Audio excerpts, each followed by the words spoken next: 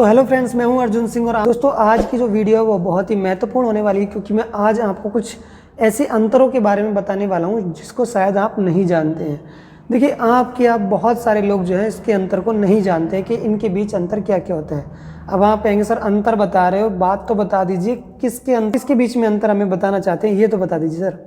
देखिए, मैं आपको जो अंतर बताने वाला हूँ आज एक lawyer, barrister, advocate, attorney general और आपका एडवोकेट जनरल के बीच में अंतर को बताने वाला हूँ। ठीक है, देखिए जैसे कि मैं आपको बताता हूँ, सबसे पहले मैं लेकर के चलता हूँ आपको लॉयर की तरफ।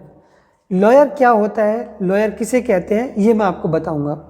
लॉयर क्या किसी की पैरवी कर सकता है, क्या किसी का मुकदमा लड़ सकता है, तो ये सब मैं आपको इस वीडियो में बताने वाला हूँ। ठीक है, तो चलिए शुरू करते हैं।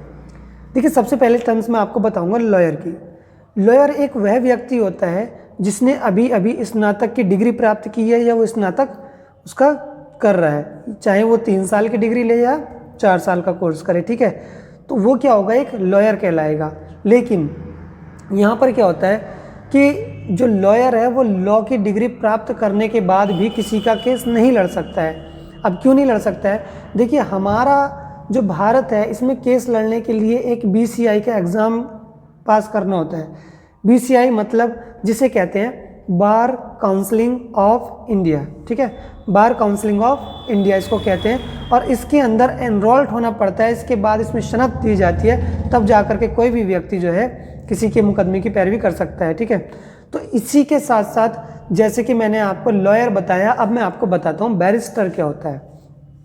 देखिए, जो बैरिस्टर होता है तो वो भैया ऐसा व्यक्ति होता है जिसने लॉ की पढ़ाई की है।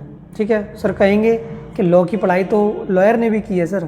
तो देखिए, यहाँ पर अंतर इतना होता है कि जो बैरिस्टर होता है वो लॉ की पढ़ाई करता है, लेकिन वो इंग्लैंड से करता है, भारत में नहीं करता है। वो इंग्लैंड से उसने लॉ की पढ़ाई की है, उसने जो लॉ की डिग्री है वो इंग्लैंड से ली है। ठीक है, उसके बाद में वो भारत में आता है, तो भारत में आने के बाद वो भी किसी का मुकदमा नहीं लड़ सकता। ठीक है, नहीं लड़ सकता है वो भी किसी का मुकदमा। क्यों नहीं लड़ सकता है, जैसे कि मैंने आपको बताया कि हमारा जो BCI है, बार काउंसलिंग ऑफ इंडिया है, उसका एग्ज़ाम देना पड़ता है। जो बैरिस्टर होगा उसको भी बार काउंसलिंग का एग्ज़ाम देना होगा।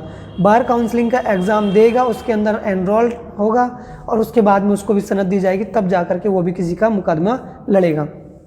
ठीक है, इतनी बात यहाँ पर समाप्त हो जाती है। अब आगे चलते हैं नेक्स्ट टर्म्स पे, एडवोकेट। आप कहेंगे सर एडवोकेट क्या होता है, सर हम तो सुनते हैं कोई भी वकील, हम जो काला कोट पहनता है सर हम उसको वकील कह देते हैं। तो देखिए, आज आप कुछ होते हैं एडवोकेट जिन्हें बोलते हैं अधिवक्ता।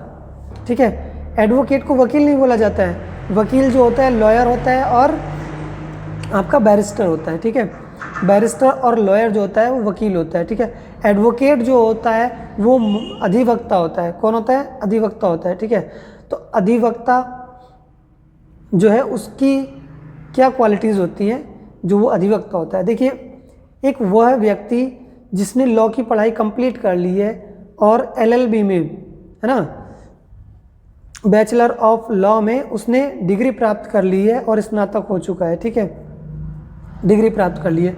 अब उस व्यक्ति ने बार काउंसलिंग ऑफ इंडिया का एग्ज़ाम दिया है, उसके अंदर एनरोल्ड हुआ है और उसको सनद प्राप्त है कि वो किसी की भी मुकदमे की पैरवी कर सकता है। तो इतना अंतर होता है एक एडवोकेट में, बैरिस्टर में और लॉयर में। ठीक है, नेक्स्ट टर्म आ जाती है हमारी, ठीक है, नेक्स्ट टर्म आ जाती है हमारी एडवोकेट जनरल।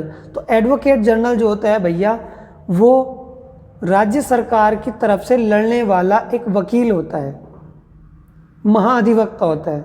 क्या होता है, महाअधिवक्ता होता है, जिसे हम एडवोकेट जनरल कहते हैं। ठीक है, एडवोकेट जनरल उसको कहा जाता है, वो महाअधिवक्ता होता है, ये राज्य सरकार की तरफ से मुकदमे को लड़ता है। ठीक है, इसी तरीके से एक आ जाता है आपका अटॉर्नी जनरल।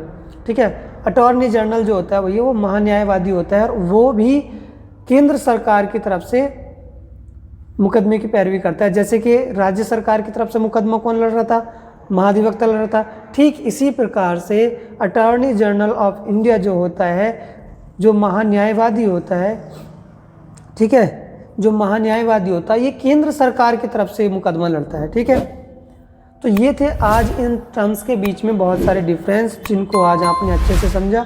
तो उम्मीद करता हूँ कि आपको ये सारी टर्म्स अच्छे से समझ में आई होंगी। अगर आपको ये समझ में नहीं आई है तो आप हमें वीडियो में कमेंट करके बता सकते हैं।